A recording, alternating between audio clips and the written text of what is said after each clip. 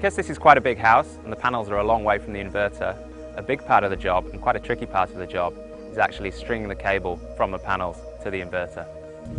Okay, one of the things we've had to decide on is where our cables are coming out onto the roof. Just up in the top left-hand corner, I've moved a tile out of the way, and after discussing with the rest of the team, this is where we're going to do a penetration for my cables to come out. The reason I've picked that spot, it's higher in the roof, so if I've got to get inside the roof, I've possibly got more room in there to move around in, plus it's making it a shorter distance for our cable, which we try to keep the cables as short as we possibly can. Okay, what I've got here, I've got my two DC cables from the positive and the negative, plus I've got an earth cable that we bring up as well.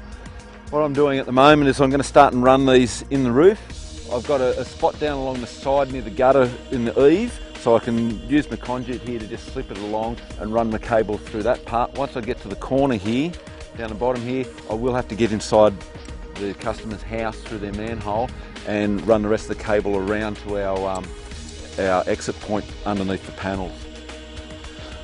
As you saw earlier, I've run the cables along the eaves on the outside in the roof there, but now I've got to go inside the roof, so I've got to bring the cable across and out for our penetration. I'm going to actually clip my cables down. I've got special clips that I clip it to the timbers inside the roof. Okay, so in I go.